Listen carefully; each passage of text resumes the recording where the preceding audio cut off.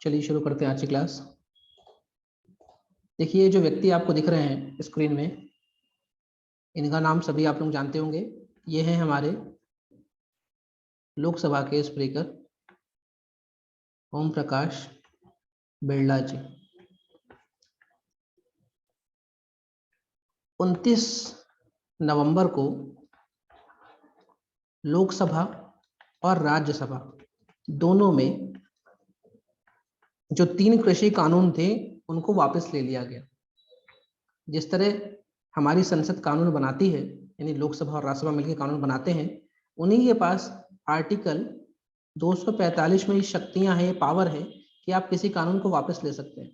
तो आर्टिकल 245 का यूज करके लोकसभा में और राज्यसभा में ये कानून को वापस लिया गया और राष्ट्रपति के साइन होने के बाद ये कानून रद्द हो गए।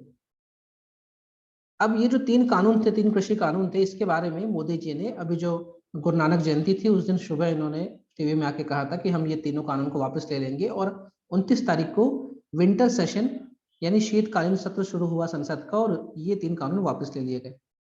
ये जो 3 कानून थे, तो पहला कानून था वो किसानों को एम्पावर कर रहा था कि वो किसी के साथ एग्रीमेंट कर सकते हैं, अपनी फसल को लेकर एग्रीमेंट कर सकते हैं और फार्म से जुड़ी हुई जो सर्विसेज है उसमें लेकर जो एपीएमसी मंडियां हैं उनके लेकर कोई बातें थी। दूसरा वो जो कानून था उसमें ट्रेड और कॉमर्स को लेकर बातें थी कि आप कॉन्ट्रैक्ट फार्मिंग कर सकते हैं और किसी के साथ आप किसी एग्रीमेंट में कर सकते हैं और वो जो एग्रीमेंट रहेगा उसको दोनों पार्टियों को मानना पड़ेगा। तीसरा ये कानून ये था कि जो एसेंशियल कमोडिटीज एक्ट में संशोधन किया गया था, जिसमें हम हमारे पास जो भी राशन का अनाज है उसको हम कितना भी स्टोर कर सकते हैं, कोई भी स्टोर कर सकता है जिसके पास लाइसेंस हो। पहले ये था कि एक लिमिट थी कि इससे ज्यादा स्टोर करेंगे तो आप पे कालाबाजारी का केस चलेगा। खैर ये तीनों कानून तो रद्द हो गए, लेकिन ये है कि जो अभी किसान हैं वो दिल्ली बॉर्डर में अभी भी बैठे हुए, कंटिन्यू उनका प्रोटेस्ट चल रहा है। तो सवाल ये है कि भाई ये जो आंदोलन शुरू हुआ था वो शुरू इसलिए हुआ था कि हमें ये तीनों काले कानून यानी कृषि कानून को वापस लेना है। लेकिन अभी भी जब ये कानून वापस हो गया, आर्टिकल 245 का यूज करके संसद ने इसको वापस ले लिया है, फिर ये क्यों बैठे हुए हैं? क्योंकि ये जो किसान है वो क्या मांग रहे हैं? गारंटी मांग रहे हैं। इस चीज से गारंटी मांग रहे हैं, एमएसपी की गारंटी मांग रहे हैं। तो सवाल ये है कि एमएसपी क्या होता है और इसकी गारंटी क्या जरूरत है? देखिए हमारे देश में जो कुछ भी बिकता है, जो कुछ भी माचिस से लेकर एरोप्लेन तक जो कुछ भी बिकता है, आप जो भी मार्केट में सामान खरीदने जाते हैं उसमें एक एमआरपी लिखा होता है। एमआरपी मतलब होता है मैक्सिमम रिटेल प्राइस। लेकिन जब आप मॉल में जाते हैं तो यही एमआरपी से कुछ सस्ते में सामान मिल जाता है। तो एमआरपी मतलब होता है इससे महंगा तो नहीं बिकेगा, लेकिन कुछ कुछ आइटम में, जैसे हम शराब की बात करें, लिकर की बात करें, उसमें एक चीज और लिखी रहती है, इसका नाम रहता है एमएसपी। एमएसपी में किसकी बात कर रहा हूं? लिकर की बात कर रहा हूं। इसका मतलब होता है minimum selling price. Selling price यानी कोई भी चीज, मान लीजिए किसी शराब का रेट है मान लीजिए 700 रुपए, एमएसपी लिखा हुआ है, इसका मतलब किसी भी हालत में देश में 700 से कम में तो बिक ही नहीं सकती। तो उसका एमआरपी भी अलग होगा। मान लीजिए 900 रुपए है, एमएसपी 700 है, तो 900 से अधिक नहीं बिक सकती, 700 से कम नहीं बिक सकती। किसान यही एमएसपी मांग रहे हैं। किसान बोल रहे हैं कि जब हर एक चीज का, हर एक कमोडिटी जो भी बनाता है, अगर कपड़ा बनाने वाला कोई कंपनी है तो वो कपड़े का रेट फिक्स कर देती है, माचिस वाला माचिस का रेट फिक्स करती है, टूथपेस्ट वाला टूथपेस्ट का रेट फिक्स करती है। तो हम जो अनाज उगाते हैं, हमें सिर्फ ये गारंटी चाहिए कि जो भी हम अनाज उगा रहे हैं उसकी एक एमएसपी होनी चाहिए कि इससे सस्ता कोई ना खरीदे। जैसे मान लीजिए वीट की एमएसपी है, वीट की मान लीजिए एमएसपी है 1800 रुपए प्रति क्विंटल। एक क्विंटल में 100 किलो आते हैं। इसका मतलब 1800 से कम में, 1800 से कम में इस देश में कोई भी वीट नहीं खरीद सकता, भले वो सरकार हो, भले वो प्राइवेट आदमी। और इससे कम में कोई भी खरीदेगा या किसान को बाध्य करेगा बेचने के लिए तो वो अपराध होगा। तो किसान ये मांग रहे हैं। किसान क्या बोल रहे हैं? हमें आप एमएसपी की गारंटी दे दो कि चाहे सरकार, चाहे प्राइवेट संस्था या गवर्नमेंट, कोई भी खरीदे, वो एमएसपी से कम में ना खरीदे, इसकी हमें गारंटी चाहिए। किसान ये नहीं कह रहे कि सरकार सारा अनाज हमसे एमएसपी में खरीदे, वो ये कह रहे हैं कि जो भी हमारा अनाज है उसकी जो एमएसपी है उसकी गारंटी हो कि अगर मैं, मान लीजिए मैं किसान हूं, मेरे पास गेहूं है और 1800 रुपए प्रति क्विंटल उसका एमएसपी है, तो अगर मेरे खेत से भी कोई गेहूं लेके जाएगा तो मैं उसको 1800 रुपए प्रति क्विंटल ही बेचूंगा, उसको 1700 नहीं बेचूंगा। और अगर कोई मुझसे ऐसा करवाता है तो फिर वो अपराध होगा। तो ये जो एमएसपी है यानी मिनिमम सेलिंग प्राइस, यानी हिंदी में कहेंगे न्यूनतम समर्थन मूल्य। तो ये न्यूनतम समर्थन मूल्य मैंने लिकर का एग्जांपल इसलिए दिया क्योंकि लिकर में एमएसपी एमआरपी दोनों लिखा रहता है, और लिकर का जो टैक्स होता है, एक्साइज टैक्स होता है, वो राज्य सरकार के पास आता है। तो अब ये जो किसान क्या चाह रहे हैं कि हमें एमएसपी की गारंटी चाहिए। तो गारंटी मतलब ये गारंटी कौन देगा? तो एमएसपी की गारंटी कौन देगा? पार्लियामेंट या संसद। यानी संसद क्या करेगी, कोई कानून बनाएगी, उसमें लिख देगी कि जो किसान है, जो फार्मर है, उसका जो भी अनाज है उसका एक एमएसपी होगा और बिना एमएसपी के वो माल नहीं बिकेगा। मान लीजिए मैंने बोला कि गेहूं का एमएसपी 1800 रुपए प्रति क्विंटल है। अब 1800 से महंगा मैं बेच सकता हूँ, मार्केट के हिसाब से, डिमांड के हिसाब से, कोई 2000 रुपए प्रति क्विंटल बेचे, कोई 2500 बेचे, चलेगा, लेकिन किसी भी हालत में 1800 से कम नहीं बिकना चाहिए। इसकी ये क्या मांग रहे? लीगल गारंटी मांग रहे, मतलब वो चाह रहे हैं कि हमारी संसद एक कानून बना दे और कर दे। कोई बड़ी चीज नहीं है कि हमारे देश में हर एक चीज बिकती, हर एक चीज बिकती है। तो किसान चाहता है कि जिस चीज का वो उत्पादन करता है, जिसके लिए वो इतनी मेहनत करता है, 3-3 महीने में एक फसल लेता है, क्या उसका एमएसपी वो चाहता है। और ये कोई नया तरीका नहीं है, दुनिया में कई देशों ने एमएसपी दे के रखा है। लेकिन अब सवाल ये होता है कि एमएसपी तो है अभी भी। हाँ एमएसपी है। वर्तमान में 23 फसलों की एमएसपी जारी होती है हर साल। 23 फसलों की एमएसपी जारी होती हर साल, और वो कौन जारी करता है? केंद्र सरकार। देखिए जब मैंने लिकर का एग्जांपल दिया था तो मैंने एमएसपी का फुल फॉर्म क्या बताया? Minimum selling price. लेकिन फसलों के लिए इसका फुल फॉर्म है minimum support price. Minimum support price. जब कोई चीज खराब हो जाएगी तो वो बिकेगी नहीं। अगर आप कोई चीज खरीदते हैं, आप मार्केट से मान लीजिए बल्ब लेने जाते हैं और बल्ब अगर वो फ्यूज है तो आप क्यों खरीदेंगे? क्यों खरीदेंगे, है ना? तो ये ऐसा नहीं, जो अनाज सही होगा उसकी बात हो रही। तो एमएसपी तो हमारी सरकार अभी भी निकालती है, तो क्या वो लीगल नहीं है क्या? हाँ, एमएसपी जो निकालती है वो लीगल इसलिए नहीं है कि ऐसा कोई कानून नहीं बना है, ऐसा कोई कानून संसद ने नहीं बनाया है जो केंद्र सरकार को बाध्यकारी करे कि हर साल आपको एमएसपी निकालना ही है। तो सरकार ऐसा क्यों निकालती है? ऐसा तो कोई कानून नहीं है। और हो सकता है कल को कोई भी सरकार आए और बोले कि इस बार हम एमएसपी नहीं जारी कर रहे। और दूसरा, ये जो एमएसपी है सरकार वाली, ये एमएसपी सिर्फ सरकार के लेवल तक है। मतलब सरकार बोलती है एमएसपी, मान लीजिए उसने गेहूं के 1800 क्विंटल बोली, तो हमारे पास एक संस्था है जिसका नाम है फूड कॉर्पोरेशन ऑफ इंडिया, भारतीय खाद्य निगम, फूड कॉर्पोरेशन ऑफ इंडिया, ये हमारे एक संस्था है। तो सरकार ने जब एमएसपी जारी की गेहूं की, चावल की, यानी राइस की, तो फिर किसान अगर फूड एफसीआई के पास जाता है या इससे जुड़े हुए गोदामों के पास जाता है या मंडियों में जाता है जहां एफसीआई के काउंटर है, तो एफसीआई उसको एमएसपी देगा। लेकिन वो किसान जब बाहर बेचने जाता है तो उसके लिए एमएसपी नहीं है, क्योंकि वहां पे उसको सस्ते में बेचना पड़ता है। तो किसान क्या मांग रहे? किसान लीगल गारंटी मांग रहे कि हम चाहे सरकार को बेचे, हम चाहे प्राइवेट को बेचे, हम चाहे अडानी अंबानी को बेचे, हम चाहे बेस्ट प्राइस को बेचे, हम चाहे मॉल को बेचे, हम चाहे एक आदमी को बेचे, हम ये चाहते हैं कि जो एमएसपी हो, मिनिमम सपोर्ट प्राइस, उससे कम में कोई हमसे हमसे जबरदस्ती ना करे कि हम उसको बेचें। यानी हमें इतना तो गारंटी हो कि भाई 1800 के हिसाब से अगर मेरे पास 100 क्विंटल गेहूं निकला है तो मुझे पता रहे कि 1,80,000 तो मुझे कम से कम मिलेगा ही। ध्यान रखिएगा, किसान सरकार को बाध्य नहीं कर रहे कि आप एफसीआई हमारा पूरा अनाज खरीदें। सरकार ये, किसान ये कह रहे हैं कि बस एमएसपी आप निकाल दो और हम चाहे प्राइवेट को बेचे तो भी हम इससे कम में हमसे कोई ना खरीदे, और हम सरकार को बेचे तो भी। तो अभी जो एमएसपी का फंडा है वो कहां से आया, कब से आया? अभी जो एमएसपी का फंडा है वो 1966 से चला आ रहा है। और इसमें क्या होता है, इसमें सरकार 23 फसलों का एमएसपी जारी करती है, लेकिन एक्चुअल में मोटे तौर पे जो सबसे ज्यादा एमएसपी का जो डिमांड है या फिर जिसकी सबसे ज्यादा बात होती है वो राइस, व्हीट और कॉटन की होती है। 3 चीजों की एमएसपी ढंग से जारी होती है। वैसे लिस्ट तो सबकी निकलती है, लेकिन बाकी जो फसल है उसका किसान इतना एमएसपी का उपयोग नहीं करता, या लेने एफसीआई के द्वार पे खड़ा होकर ये नहीं बोलता कि हमसे खरीद लो, या उससे जुड़ा हुआ जो भी संस्थान है। अभी क्या होता है, बुवाई से पहले सरकार जारी करती है एमएसपी। तो सरकार कैसे जारी करेगी, सरकार को कैसे पता कि कितनी एमएसपी निकालनी है? तो इसके लिए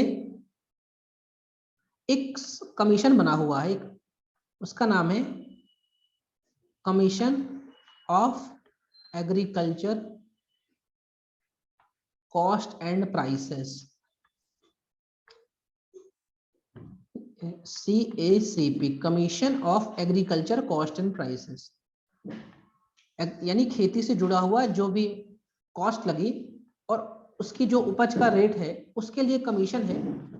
इसमें जो भी मेंबर्स होते हैं वो सरकार को सलाह देते हैं कि इस साल गेहूं की फसल में प्रति क्विंटल या प्रति हेक्टेयर इतना खर्चा हुआ है, तो उस हिसाब से आप एमएसपी जारी करिए। तो हमारे देश में जो 23 फसलों की एमएसपी जारी होती है वो किसकी रिकमेंडेशन पे जारी होती है? Commission of agriculture cost and prices. अब ये जो कमीशन है, ये जो आयोग है, ये कैसे तय करता है किसी की एमएसपी? ये बहुत इंपॉर्टेंट चीज है, बिल्कुल साल 2 साल 3 साल के लिए इंपॉर्टेंट ही है। ये कैसे जारी करता है अब ये सुनना। अभी तक आपको ये पता है कि केंद्र सरकार बुवाई से पहले एमएसपी जारी करती है 23 फसलों की, और किसकी रिकमेंडेशन पे, किसकी सलाह पे जारी करती है? कमीशन, इसका नाम है commission of agriculture cost and prices. अब सवाल ये है कि ये कैसे तय करता है कि इस बार गेहूं का कितना एमएसपी होना चाहिए? तो अभी जो एमएसपी तय करने का जो तरीका है, इसमें ये कहा जाता है, अभी जो तरीका है उस तरीके को कहते हैं A2 तरीका।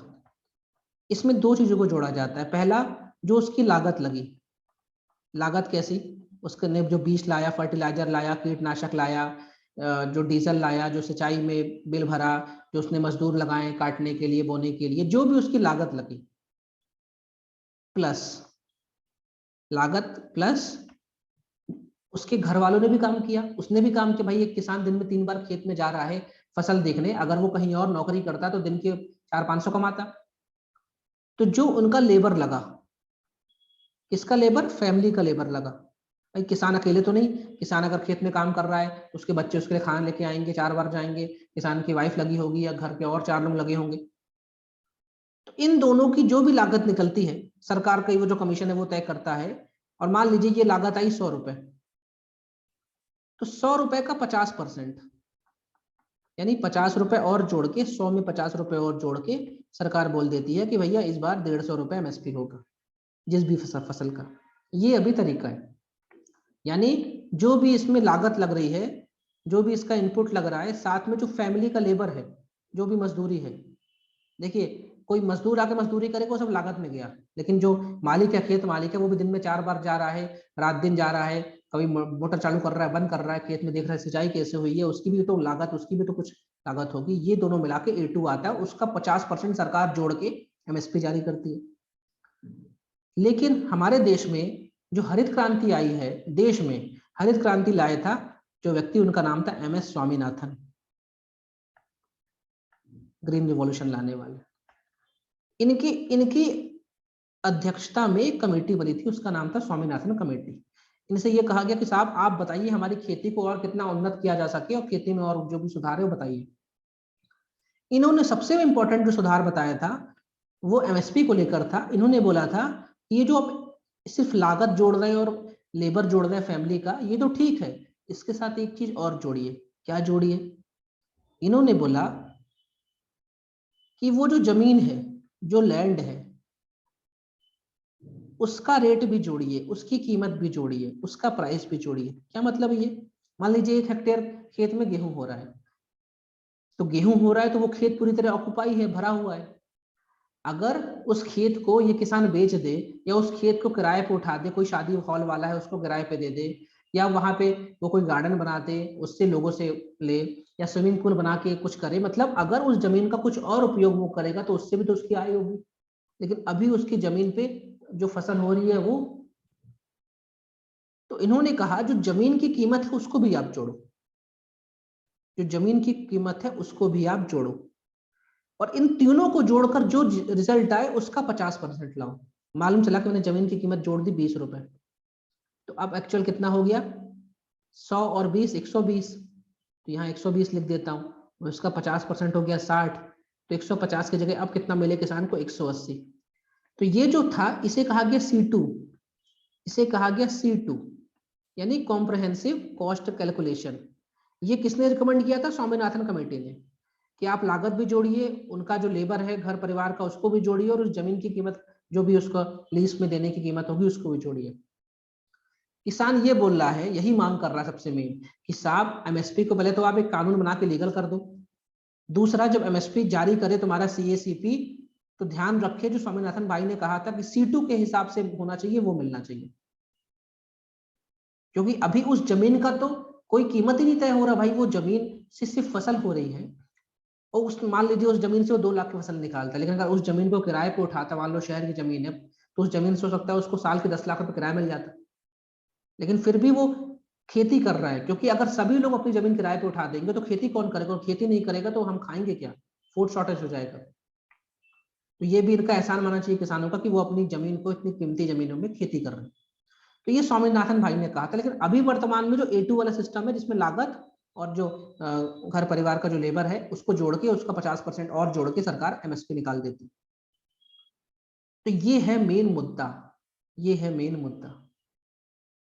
अब इसलिए किसान अभी बैठे हुए कि साहब पहले एमएसपी को लीगल दर्जा दो, मतलब एक संसद में कानून लाओ और उसमें लिखो कि सरकार ये निकालेगी। वो ध्यान रखिए वो ये नहीं करे कि सरकार आप मेरा गेहूं खरीदिए, मेरा चावल खरीदिए, बस वो कह रहे हैं कि हम जिसको भी बेचे एक फिक्स रेट हो हमारा, उस रेट से कम में ना बिके, बस कि हमें पता रहे कि ये देखो 4 खेत में 4 हेक्टेयर में लगा दिया, प्रति हेक्टेयर इतना हो गया, तो वो पहले कैलकुलेट कर ले कि यार मुझको इतना पैसा मिलेगा। क्योंकि 2022 में हमें किसानों की आय दोगुनी करनी है, और 1 महीने बाद 2022 आने वाला है। दलवाई कमेटी ने बोला था किसानों की आय हमें दोगुनी करनी है, सरकार ने लक्ष्य रखा 2022 का, और 2022 आने वाला है। और अभी सरकार से पूछा गया कि आप बताइए किसान की क्या आय है, तो सरकार ने बोला फिलहाल उनके पास कोई आंकड़ा नहीं है, कि उनको ये नहीं पता हमारा किसान कमाता कितना है। तो अगर आपको यही नहीं पता किसान कमा कितना रहा है तो आप डबल कैसे करेंगे उसकी आय, खैर वो अलग चीज है। लेकिन अभी आपको ये जानना है कि एमएसपी के पास कोई लीगल गारंटी नहीं है, यानी सरकार अभी चला रही है, और एमएसपी में जो एफसीआई है उसके द्वार पे जो खड़ा होगा वो उसका माल बिक जाएगा एमएसपी पे, और जो नहीं खड़ा होगा उसका नहीं बिकेगा।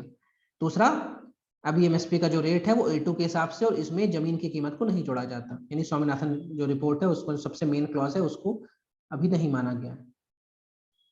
ठीक है, फिर एक कमेटी आई थी शांता कुमार कमेटी, उसने कहा था सिर्फ 6% ऐसे किसान हैं जो अपने गेहूं और चावल को एसपी के रेट में बेचते हैं। तो ये जो 6% किसान है, ये जो फिगर आया है ये खराब फिगर है, क्योंकि इसका मतलब 94% किसान एमएसपी पे नहीं बेच पा रहे, कहीं और बेच रहे हैं, और ये तो तय है कि कहीं और बेच रहे हैं तो एमएसपी से कम में बेच रहे होंगे, तो किसान की तो वैसे भी कम पैसा मिल रहा। तो इस फिगर को हमें 6 को 60 करना होगा। इसीलिए तो किसान कह रहे हैं कि कितनी बड़ी पॉपुलेशन जो है हमारी वो एफसीआई की गेट तक पहुंच ही नहीं पाती, या उसकी उपज कम है, या उसके पास साधन नहीं है, पैसे नहीं है, डीजल नहीं है, ट्रैक्टर नहीं है, कुछ भी। तो क्यों ना आप एमएसपी को लीगल कर दो, और हर किसी को पता हो, सरकार निकाल दे कि भाई इस वीट का इस साल एमएसपी रहेगा 1800 रुपए, देश के हर एक व्यक्ति को पता रहेगा 1800 रुपए से कम में हमें 1 क्विंटल नहीं मिलेगा। अब वो कभी भी किसान के पास जाए, किसान उसको 1800 से कम में बेचेगा ही नहीं, क्योंकि हर व्यक्ति को पता है कि खरीदना है तो 1800 रुपए देना पड़ेगा प्रति क्विंटल।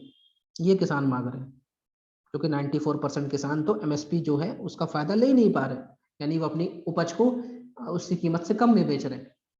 तो ये, और ध्यान रखिए इस एमएसपी के कानून से सरकार पे बोझ नहीं पड़ेगा, बस ये कि हम आप जो डी मार्ट से सामान लेके आते हैं, 50 रुपए किलो गेहूं हो सकता है, डी मार्ट ने वो गेहूं 4 रुपए किलो या 8 रुपए किलो खरीदा, वो बीज का मुनाफा वो खा रहा है, बिचौलिए खा रहे हैं, और किसान को कुछ नहीं मिल रहा, तो इससे किसान थोड़ा मजबूत हो जाएगा। तो ये है एमएसपी का मेन मुद्दा। तो ये सारी कहानी मैंने आपको समझा दी। देखिए यहाँ पे लिखा है कि इसके पास कोई वैधानिक बैकिंग नहीं है, स्टैट्यूटरी बैकिंग नहीं है, इसका मतलब होता है वैधानिक वैधानिक। वैधानिक क्यों होता है, क्या होता है, जो विधान से बना हो। विधान कहाँ बनते हैं, संसद में। तो ये नो, इसके बने डिसमिसिंग, इसके पास कोई भी ऐसी बैकिंग नहीं है। इसलिए किसानों को डर लगता है कि कल को उस कमेटी से सरकार रिकमेंड ही ना करे, और कमेटी बताई ही नहीं, और सरकार बोले कि भाई अब इस बार एमएसपी हम निकालेंगे ही। ठीक है, तो ये चीज को लेकर बोल रहे हैं कि आप बस एक कानून बना दो, हम ये नहीं कहते कि हम आपके एफसीआई में आके बेचेंगे, बस ये कानून रहेगा तो सबको पता रहेगा। जैसे जो शराब खरीदने जा रहा है या कोई और सामान जैसे हम आप पार्ले जी का बिस्कुट लेने जा रहे हैं, पता है एमआरपी 5 रुपए लिखा है, हम 5 रुपए देंगे, हम ये उम्मीद नहीं करेंगे कि वो हमको 3 रुपए में बेच दे पार्ले जी का बिस्कुट, क्योंकि हमें पता है एमआरपी 5 है तो 5 तो देना ही पड़ेगा। ज्यादा आपको 4.5 में दे देगा मॉल वाला, लेकिन 3 में नहीं देगा। लेकिन किसान तो के साथ 5 की चीज वो 2 में ही बेचता है बेचारा, 1 में ही बेचता है। अगली न्यूज में चलते हैं, मध्य प्रदेश से जुड़ी हुई न्यूज है। मध्य प्रदेश सरकार ट्राइबल आउटरीच प्रोग्राम चला रही है। क्या मतलब है इसका, इसका मतलब ये है सरकार बहुत तेजी से देश के जो आदिवासी वर्ग है उनके साथ घुल मिल रही है, उनके पास पहुंच रही है, और उनके कल्चर को, उनके जीवन को आम जनमानस के सामने ला रही है। तो इसको देखते हैं कि क्या कर क्या रही है, क्योंकि अभी आपने देखा कि हबीबगंज स्टेशन का नाम कमलापति के नाम पे रख दिया गया, पाताल पानी स्टेशन का नाम टंटिया भील के नाम पे रख दिया गया। तो ये सब चीज जो सरकार कर रही है, आपका मेंस का बहुत इंपॉर्टेंट क्वेश्चन है कि how MP government is outreaching the tribal culture of Madhya Pradesh. किस तरह मध्य प्रदेश सरकार पिछले 6 महीनों में मध्य प्रदेश के आदिवासी वर्ग तक पहुंचने के लिए नित नए नए कार्यक्रम लॉन्च कर रही है, काम कर रही है। ये मैप देखिए, मैंने एमपी मध्य प्रदेश की जो ट्राइबल वेबसाइट है उससे उठाया, बहुत अच्छा मैप लगा मुझे। इसमें हर एक जिले के हिसाब से आदिवासी जो रहते हैं वो बताया गया है। मध्य प्रदेश में टोटल 46 शेड्यूल्ड ट्राइब रहती हैं, एसटी रहती हैं 46। और हमारे संविधान का आर्टिकल 342 ये अधिकार देता है राष्ट्रपति को कि वो किसी भी जनजाति को एसटी कैटेगरी का दर्जा दे सके। अभी ये जो अधिकार है ये गवर्नर के पास शिफ्ट कर दिया गया, मतलब गवर्नर भी किसी को एसटी कैटेगरी का दर्जा दे सकता है in the consultation of president of India. इस मैप में आप देखिए लगभग पूरे मध्य प्रदेश में आपको हर एक जिले में कोई ना कोई आदिवासी दिख रही। हम भिंड में देखें तो माझी सहरिया दिख रहे हैं, दतिया में सहरिया, ये सब चीज दिख रहे हैं। इधर आप देखिए, इधर आपको भील बहुत सारे दिखेंगे, इधर आप देखें तो आपको बैकअप दिख रहे हैं, यहाँ पे गोंड दिख रहे हैं, भारिया प्रधान दिख रहे हैं। अब इस मैप को अच्छे से देखना बहुत इंपॉर्टेंट रहेगा।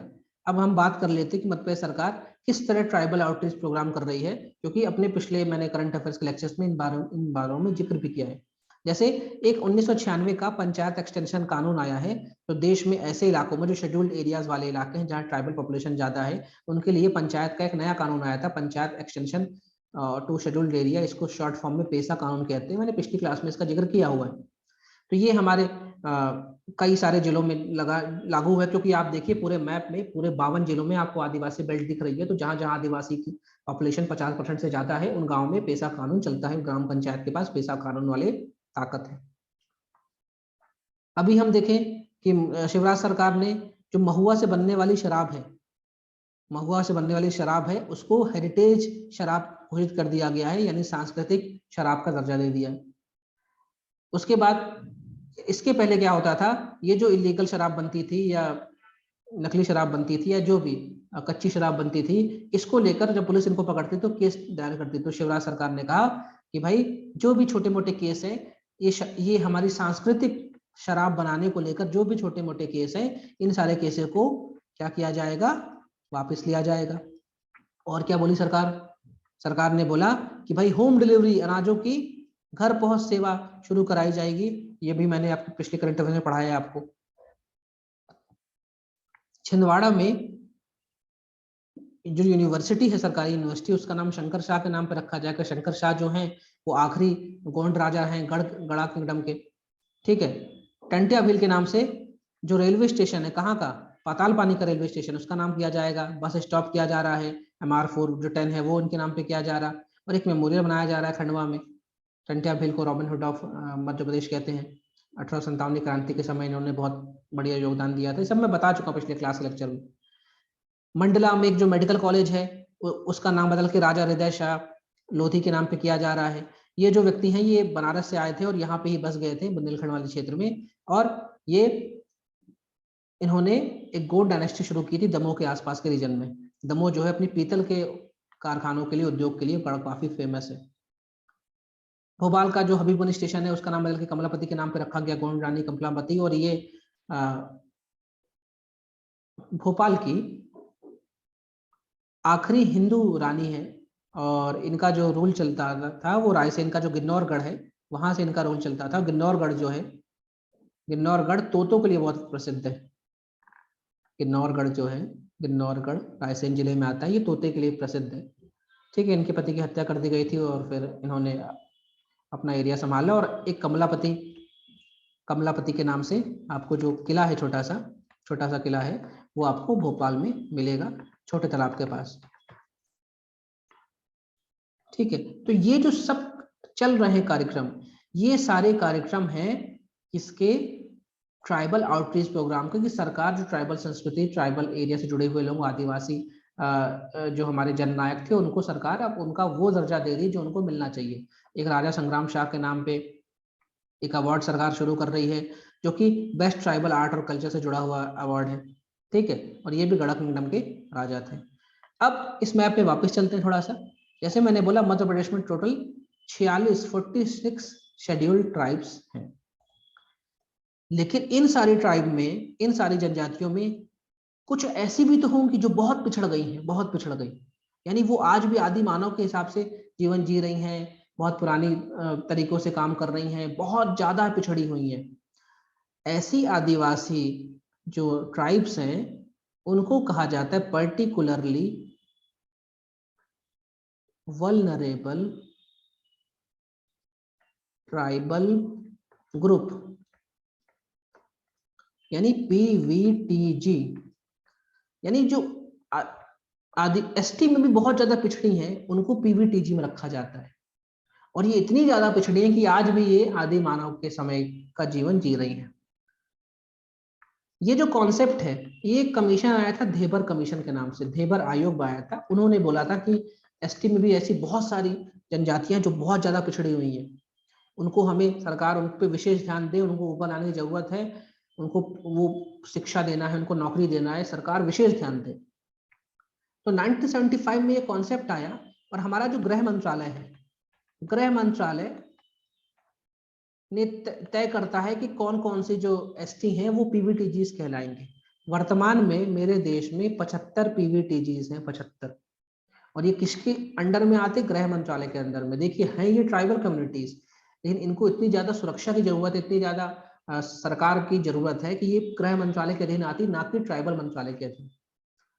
अब हमारे मध्य प्रदेश की 3 ऐसी जनजाति हैं जो पीवीटीजीज हैं, 75 में से 3 एमपी की हैं। ये जो पीवीटीजीज हैं, अगर इनके बच्चे ने, इन पीवीटीजीज के लड़कों ने कोई फॉर्म भर दिया, सरकारी कोई फॉर्म भर दिया, तो इनको रिटन एग्जाम नहीं देना होता, सीधे इंटरव्यू देना होता है। और अगर ऐसा कोई फॉर्म भरा जिसमें इंटरव्यू नहीं है, रिटन एग्जाम है, तो उनको रिटन एग्जाम नहीं देना है, सीधे नौकरी मिल जाती है। इतनी पिछड़ी जनजाति है कि यहाँ पे कोई 10वीं पास नहीं मिलेगा। मध्य प्रदेश की 3 ऐसी जनजातियां हैं जो पीवीटीजीज में आती हैं। पहली है सहरिया, दूसरी है बैगा, बैगा मुझे इधर मिलेंगे,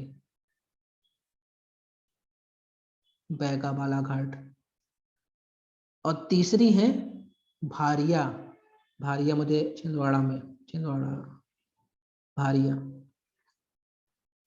तो सहरिया, भारिया और बैगा मध्य प्रदेश की 3 पीवीटीजीज।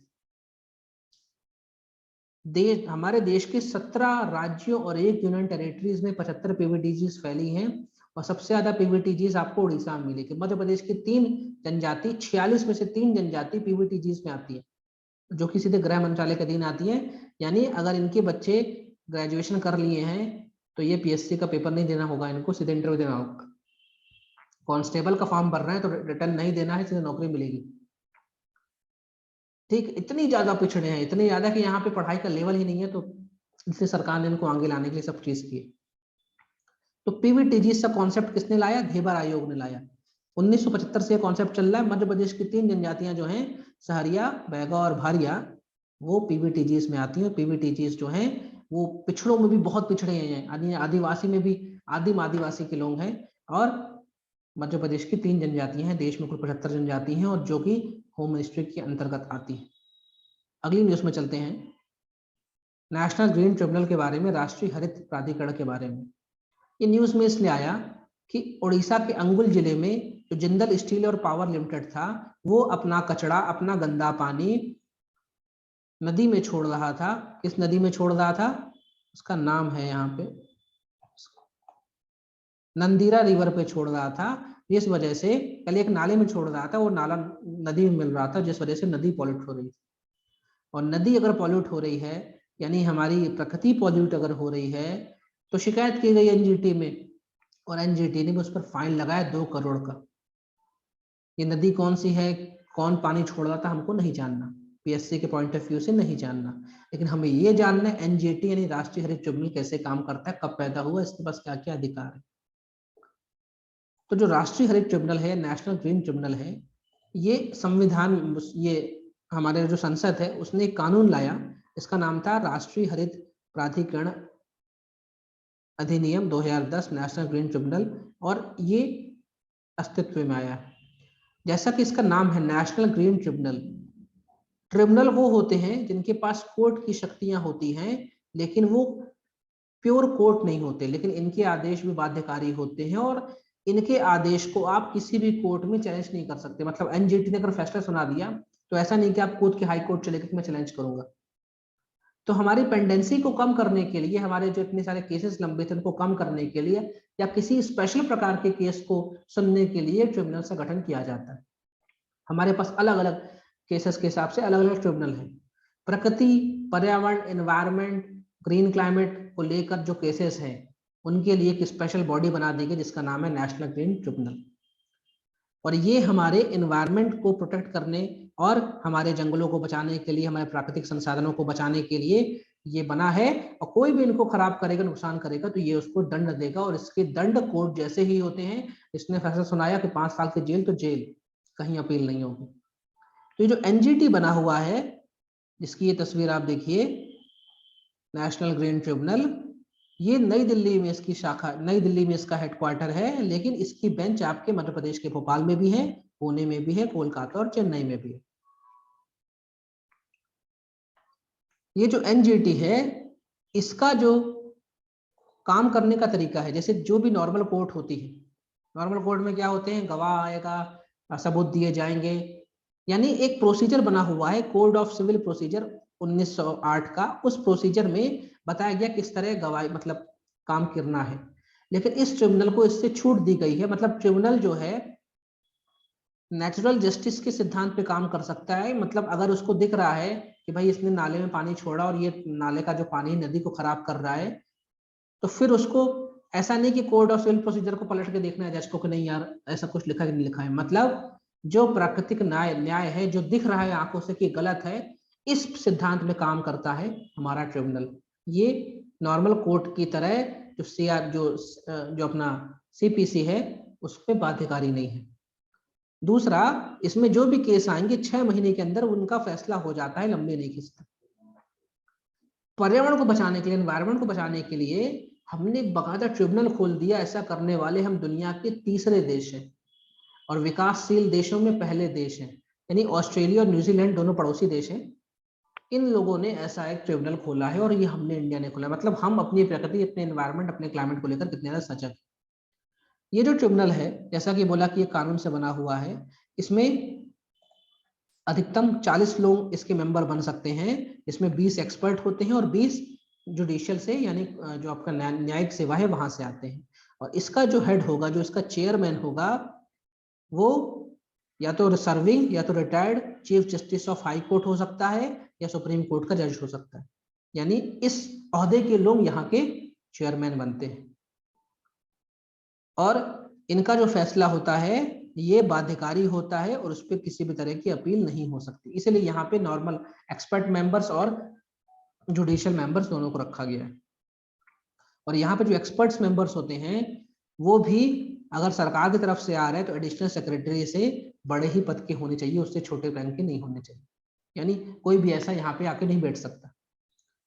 और इसके लिए ये एक्सपर्ट्स मेंबर को चुनने के लिए सरकार एक समिति बनाती है और ये जो एक्सपर्ट्स मेंबर्स होते हैं जिस भी क्षेत्र में एक्सपर्ट होते हैं उस क्षेत्र के डॉक्टरेट होते हैं, मतलब वो पीएचडी किए हुए होते हैं और कम से कम प्रशासनिक क्षेत्र का 5 साल का अनुभव होता है। मतलब वेल अप टू डेट एक संस्था है जो हमारे पर्यावरण को लेकर समय समय पे कई फैसले देती है, क्योंकि आर्टिकल 21 जो है फंडामेंटल राइट्स का, ये हमको जीवन जीने का, सम्मान पूर्वक जीवन जीने का अधिकार देता है।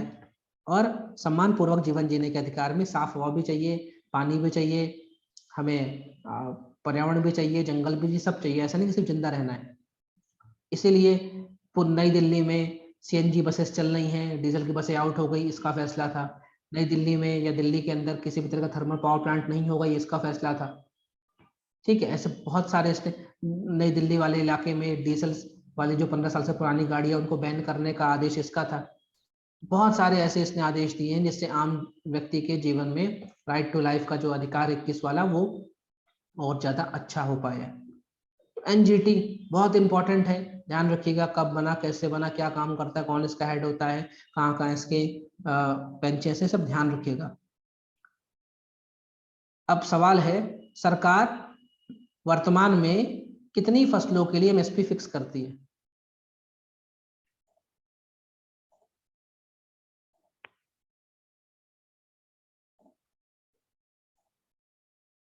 तेईस फसलों के लिए, है ना? 23 फसलों के लिए सरकार एमएसपी फिक्स करती है। एनजीटी को लेकर है पहला कि एनजीटी, इसमें बताना है सही कौन सा है। पहला ये कह रहा है कि एनजीटी एक कानून के तहत संसद में बना है और जो कि पर्यावरण से जुड़े हुए केसेस के लिए स्पेशल प्राधिकरण है। दूसरा यह कहता है इसको इंस्पिरेशन मिली है हमारे संविधान के आर्टिकल 21 से, जो हमें हमारे देश के नागरिकों को एक स्वस्थ पर्यावरण में, एनवायरनमेंट में रहने का अधिकार देता है। तीसरा ये कह रहा है इस प्राधिकरण में एक फुल टाइम चेयरपर्सन होता है, कुछ न्यायिक मेंबर्स होते हैं, कुछ एक्सपर्ट्स मेंबर्स होते हैं। तो कौन सा स्टेटमेंट सही है एनजीटी को लेकर, कौन सा स्टेटमेंट सही?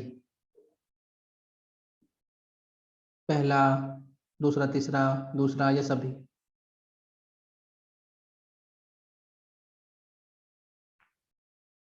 ठीक है, तो इसमें सभी स्टेटमेंट सही हैं, क्योंकि मैंने बोला जुडिशियल मेंबर्स 20 होते हैं, एक्सपर्ट 20 होते हैं। आर्टिकल 21 के बारे में मैंने बता ही दिया, सम्मान पूर्वक जीवन जीने का अधिकार हमको देता है। ये 2010 में कानून आया था, उसके तहत ही बना हुआ है। ठीक है, क्योंकि इसके नाम में एक्ट लगा हुआ है, तो एक्ट लगा है मतलब कानून से ही बना होगा। मध्य प्रदेश में कुल कितनी शेड्यूल्ड ट्राइब्स हैं? 50, 46, 43 या 40?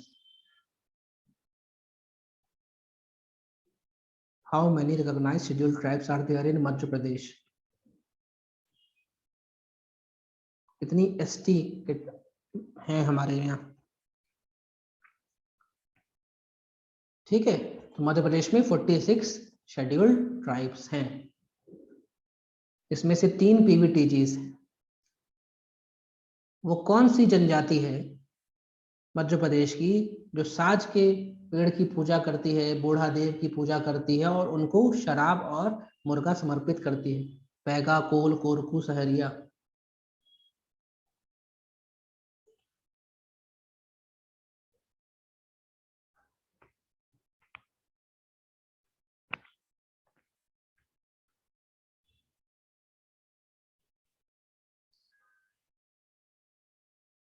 ये है बैगा जनजाति।